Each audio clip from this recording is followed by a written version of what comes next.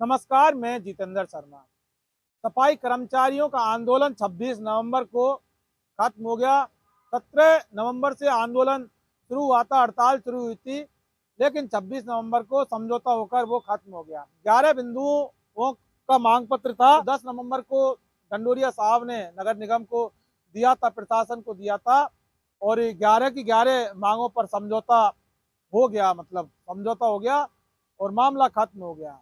हम समझौते के बारे में आपको बताते रहते हैं, लगातार हम उस मुद्दे पर अपनी जो बात कर रहे हैं। तो ऐसे में एक बिंदु की बात करेंगे, जो बिंदु नंबर 4 जो मांग पत्र के अंदर जो ढंडोरिया साहब ने लिखा था, उसके बारे में आज बात करेंगे। और बात करना बेहद जरूरी है, बेहद जरूरी है, क्योंकि मामला कुछ ऐसा है कि इस बिंदु नंबर 4 पर बात करना बहुत जरूरी हो जाता है। और बिंदु संख्या 4 तो आपको पता ही है ना, वो स्वैच्छिक सेवानिवृत्ति वाला मामला, जो रिटायरमेंट इच्छा इच्छा के अनुसार जब इच्छा हो तो इस पर लिखा है कि स्वैच्छिक सेवानिवृत्ति त्याग पत्र लागू किया जाए। सफाई जैसा घृणित कार्य करते हुए गंभीर बीमारी से पीड़ित हो जाता है, जिससे समय से पूर्व मृत्यु हो जाती है। वर्ष 1995 से पूर्व जयपुर नगर निगम में गंभीर बीमारी से ग्रसित कर्मचारी मेडिकल जूरिस्ट की रिपोर्ट अनुसार अपने आश्रित को नियुक्ति दे देता था, उसे पुनः लागू किया जाए एवं पूर्व में नियुक्त कर्मचारी जिनकी आपसी रंजिश के आधार पर नियुक्ति निरस्त की जा रही है, नियुक्तियों को निरस्त नहीं किया जाए। समझ गए ना। 1995 स्वैच्छिक सेवानिवृत्ति, गंभीर बीमारी, सफाई कर्मचारी जैसा जो घृणित कार्य करके, ऐसे में सेवानिवृत्ति लेकर वो सफाई कर्मचारी और अपना जो आश्रित है उसको नियुक्ति दे दी जाती थी। इसको लागू किया जाए, मतलब पुनः लागू, बंद हो गई, पुनः लागू किया जाए, ये वाली बात है।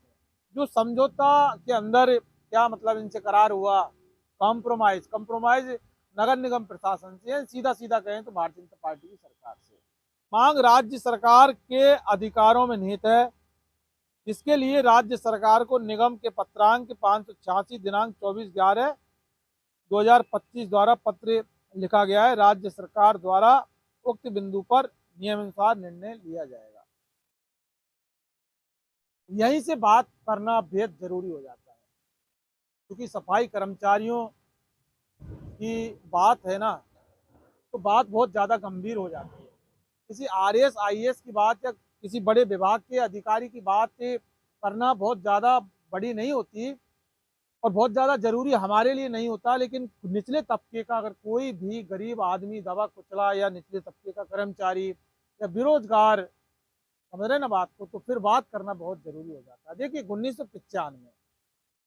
1995 का जो नियम तो नहीं था, उनका ये कहना था कि स्वैच्छिक सेवानिवृत्ति जिस तरह से, तो ऐसे में फिर आश्रित को नौकरी। समझौते के अंदर कह रही है ये नगर निगम कि हमने सरकार को, मतलब वो लिख दिया, वही वही 586 नंबर का जो पत्र क्रमांक 1 नंबर 586 और 24/11 डेट है, 26 का समझौता 24/11 को लिख दिया। और ये जो 25 तारीख को ये ड्राफ्टिंग पूरी तैयार कर ली गई। 26 को तो अमली जामा पहनाकर कालीचरण सर्राफ जी आए, खांसते खांसते समझौते को खत्म करके चले गए। यहाँ एक जो बात आती है ना, सरकार, नगर निगम, डीएलवी, इनके हाथ में क्या है? नगर निगम के हाथ में क्या है, डीएलवी के हाथ में क्या है, और सरकार के हाथ में तो पूरा जो सिस्टम ही सरकार के हाथ में तो सब कुछ है। तो ऐसे में समझौता किससे होता है? नगर निगम से, और कहती है कि सरकार के हाथ में, सब हमने सरकार ही इसमें करेगी। तो इसका मतलब ये है कि समझौता हो गया, लेकिन इस बात पर कोई बात अभी बनी नहीं है। अच्छा, कोई भी जब नियम होता है ना, तो बिल पारित होता है, बिल पास होता है, फिर वो नियम बनता है, कानून बनता है, क्योंकि उसको पहले बनता है, उसके बाद पास करवाना पड़ता है। तो आपको लगता है कि 1995 के अंदर ऐसा कोई नियम नहीं था, ऐसा नियम था ही नहीं कि स्वैच्छिक सेवा निवृत्ति ले लें और आश्रित को नौकरी चढ़ जाए। हालांकि ऐसा हुआ है, वो अलग बात है, उस पर भी हम बात करेंगे। ऐसा नहीं है कि कोई गलत परिपाटी चल रही है तो फिर उस परिपाटी को अमल में लाया जाए, इस यहाँ पर हम इसको गलत नहीं बोल रहे, लेकिन ढंडोरिया साहब का यही कहना था कि 1995 में ऐसा ऐसा होता था। तो देखिए अब तो 2025 चल रही है, 1995 में क्या होता था वो अब 2025 चल रही है। ऐसे में जो सफाई कर्मचारी की अगर बात की जाए, ये तो सफाई कर्मचारी की बात करेंगे, लेकिन सफाई कर्मचारी राज्य सरकार के अंदर आते हैं। ये आप जानते हैं, हम तो खैर जानते ही जानते हैं, हम तो पढ़ लिख कर बात करते हैं। तो क्या सफाई कर्मचारियों को अगर अलग दृष्टि से देखा जाए और जो तमाम राज्य सरकार के जो कर्मचारी हैं उनको अलग दृष्टि से देखा जाए, तो नौकरी के अंदर तो ऐसा होगा नहीं। काम के अंदर तो ऐसा ही होता है कि जिसको जो काम है वो काम करना है। अगर मैं सफाई कर्मचारी की नौकरी पर लगूंगा, मुझे सफाई कर्मचारी का काम करना पड़ेगा, झाड़ू लगाने पड़ेंगे, मुझे सफाई करनी पड़ेगी। और अगर मैं स्कूल के अंदर कोई शिक्षा के अंदर कोई बाबू बन गया तो मुझे बाबूगिरी करनी पड़ेगी। या अगर मैं कहीं कोर्ट के अंदर सफाई कर्मचारी बन गया तो मुझे वहां झाड़ू लगाना पड़ेगा। समझ रहे ना बात को। और कोई भी काम अगर मेरा पीएचडी विभाग के अंदर कुछ काम हो गया हेल्पर टेक्निक का, तो फिर मुझे वो काम करने पड़ेंगे। तो काम ऐसे ही करने पड़ते हैं। लेकिन जिस तरह से वो तमाम डिपार्टमेंट के जो कर्मचारी राज्य सरकार के अधीन आते हैं, पीएचडी विभाग ले लो, शिक्षा विभाग ले लो, मेडिकल विभाग ले लो, कोई तमाम जो विभाग है, आपको पता तमाम विभाग वो राज्य सरकार के अंदर आते हैं, उनके कर्मचारी। इसी तरह से क्या सफाई कर्मचारी राज्य सरकार के अंदर नहीं आते? सरकार के अंदर आते हैं ना, अलग से तो कोई डिपार्टमेंट, अलग से तो कोई इनको विभाग मिला हुआ नहीं है। तो जिस तरह से तमाम विभागों के कर्मचारी राज्य सरकार के अंदर आते हैं, इसी तरह से सफाई कर्मचारी भी राज्य सरकार के अंदर आते हैं। तो ऐसे में नियम तो एक समान ही होगा ना सबके लिए। जब संविधान सबके लिए, विधान सबके लिए, तो नियम भी सरकार के जो नियम है वो अलग अलग नहीं हो सकते। 10 लाख कर्मचारी हैं साहब, तो ऐसा तो नहीं होगा कि और जो कर्मचारी हैं उनके लिए नियम अलग हो और सफाई कर्मचारियों के लिए 1995, क्योंकि 1995 का नियम नहीं था। बार बार यही कहना होगा कि ऐसा कोई नियम पारित ही नहीं हुआ। जो नियम था बंद हो गया और पुनः लागू किया जाए। जिस तरह से इसमें लिख रहा है 4 नंबर पर, पुनः लागू जब करवाना होता है कि नियम था वो बंद हो गया और फिर दोबारा से अब लागू करवा। जब नियम था ही नहीं तो फिर डंडोरिया साहब किसको लागू करवाएंगे?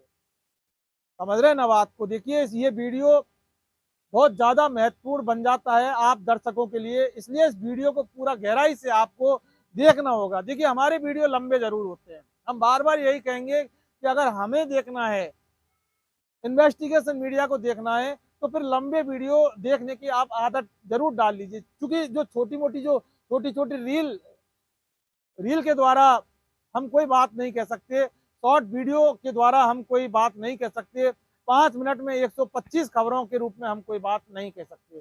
ब्रेकिंग न्यूज का तो हमारे यहाँ कोई सवाल होता ही नहीं है। हम तो बहुत बाद में वीडियो बनाते हैं। सारी मीडिया के जब वीडियो चल जाते हैं, न्यूज खबर चल जाती है, उसके बाद हम बहुत बाद में काम करते हैं। लेकिन जो बात बताते हैं वो आपके हितों की बात बताते हैं, वो संवैधानिक बात बताते हैं, इसमें आपका फायदा कहाँ, आपका नुकसान, वो बात बताते हैं। आपकी बात बताने में हमारा कोई फायदा नहीं होता। यकीन मानिए कहीं कोई भी हमारा रत्ती भर का कोई फायदा नहीं होता। हम आधी रात में खड़े होकर यहाँ खुलेआम सर्दी के अंदर, बरसात के अंदर भी, गर्मियों में भी इस तरह से हम खुले में बात करते हैं, खुले में वीडियो बनाते हैं, आपके लिए, आपके अधिकारों के लिए, आपको जगाने के लिए, कि आपकी बात करने के लिए। हम भी जाके सो जाते हैं, लेकिन चूंकि हम लोकतंत्र का तथाकथित दर्जा नहीं है, वो वैसे ही दर्जा दे लिया चौथा स्तंभ। लेकिन कुछ जनता की, आप दर्शकों की हमसे उम्मीद होती है, तो फिर हम उम्मीदों को पूरा करने के लिए इस तरह से रात में, आधी रात में तपस्या करते हैं। जब आपकी बात करते हैं तो बात वापस आते हैं वही 1995 में। तो ऐसा मांगा गया था रिलीफ मांग पत्र पर, तो कह दिया साहब नगर निगम ने सरकार देखेगी। नगर निगम ने कुछ देखा ही नहीं। इधर कहते थे कि जब तक पूरी 11 सूत्री मांगों का मतलब धरातल पर लागू नहीं हो जाती, डंडोरी साहब का कहना था, जब तक हम यहाँ से उठेंगे नहीं। वो तो उठ गए, मामला बैठा ही नहीं।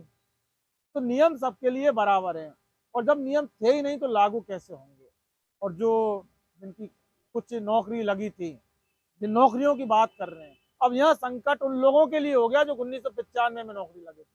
पहले जो मामला था वो सरकार की नजरों से ये छुपा हुआ था, ये मान के चलें आप, छुपा हुआ था।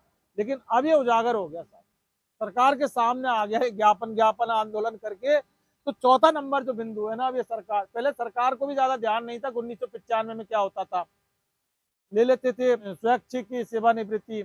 और जिस तरह से चल रहा था वो आपको पता है, नगर निगम के अंदर बहुत सारी धांधली, बहुत सारी घाला मेली होती है, जो बहुत ज्यादा किसी को नहीं पता होता। उनके अंदर नगर निगम के अधिकारी भी मिले हुए होते हैं, क्योंकि भ्रष्टाचार पूरी तरह से। और कुछ ये जो यूनियन करते हैं, ये जो अधिकारी होते हैं, तमाम सफाई यूनियन के जो अधिकारी होते हैं, पदाधिकारी होते हैं, सीधा सीधा वो भी लिप्त होते हैं।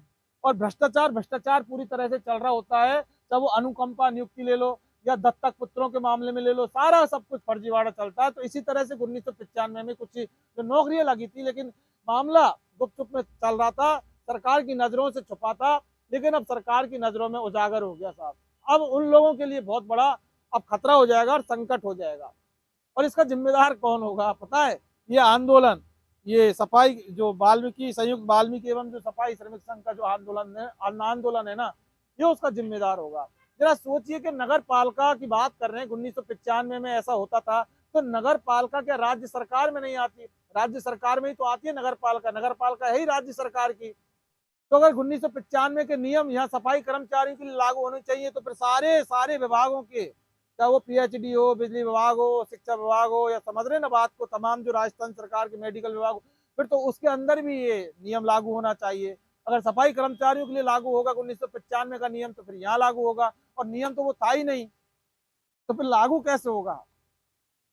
बहुत बड़ा ये इस्तीफे वाला जो मामला है ना, इसके अंदर अब संकट उन लोगों के ऊपर आ गया, और इसका जिम्मेदार अगर तो सीधा सीधा नंदकिशोर डंडोरिया साहब ही जिम्मेदार होंगे। देखिए, हम तो बता रहे हैं, अब ऐसा मत कहना कि इन्वेस्टिगेशन मीडिया ने बता दिया, पता लग गया, हम तो बहुत बाद में बता रहे हैं, पन्ना तो पहले ही आ गया इनका। तो इस्तीफे को लेकर नौकरी दे दी गई थी, वो भ्रष्टाचार के हिसाब से चल जाती है नौकरी, और ये कईयों में तो जो बीमारी के जो प्रमाण पत्र तक थे नहीं, ये बहुत सारी बहुत बड़ी बात है। लेकिन ऐसे में जो 1995 का जो ये मामला है, ये राज्य सरकार के अधीन है। 24 नवंबर को इस 2025 में ही 586 नंबर का पन्ना, देखिए एक पन्ना जरूर याद रखना, पत्र क्रमांक 586 डेटेड 24 नवंबर 2025। इस जो सफाई कर्मचारियों की जो हड़ताल थी, उसके जो समझौते के अंदर ये जो पत्र क्रमांक 586 और दिनांक 24/11/2025 से आप लोगों के लिए बहुत काम की, तो ये सारा जो सब कुछ हुआ है ना समझौता, इस सिस्टम के आधार पर हुआ है। अब जरा सोचिए कि ये जो 1995 वाला जो मामला है, ये समझौता, ये तो कह रहे हैं कि हमारी तो जीत हो गई, हमने तो उठेंगे ही जब जब हमारी धरातल पर लागू होगी मांगे, और जब आंदोलन उठ गया डंडोरिया साहब का, तो इसका मतलब धरातल पर लागू हो गई। लेकिन 1995 का क्या लागू हुआ, क्या आपको मिला, और कैसे मिलना चाहिए और कैसे नहीं मिलना चाहिए, किस हिसाब से मिलेगा, किस हिसाब से सरकार देगी, सरकार क्या सिर्फ सफाई कर्मचारियों को देगी और अपने जो तमाम 10 लाख कर्मचारी उनको नहीं देगी, ये बहुत बड़े जो सवाल हैं यहाँ पैदा हो जाते हैं, यहाँ ये सवाल पनप जाते हैं। ऐसे में खतरा उन लोगों के लिए अब बढ़ गया है जिनकी 1995 में नौकरी लगी थी। ये सब कुछ जो चल रहा था ना, अब ये सब कुछ सामने आ गया है। जरा सोचिए कि जब कोई भी नियम होता है ना, तो वो बिल बनता है उसका, फिर वो पास होता है, फिर वो गजट में जाता है, उसके बाद कानून नियम बनते हैं, तब जाके वो पारित होते हैं। जब ऐसा कोई नियम था ही नहीं, तो फिर पुनः लागू करने का सवाल इसलिए नहीं होता, नियम था ही नहीं, बंद हुआ नहीं, तो फिर लागू कैसे होगा? शैक्षिक सेवा निवृत्ति मतलब समझते हैं ना कि अपनी इच्छा से रिटायर होना, अपनी इच्छा से सेवानिवृत्त होना, और फिर अपने आश्रित को नौकरी देना। तो ये जो खेल है अब ये भारी पड़ गया सफाई कर्मचारियों 1995 वाला। नमस्कार।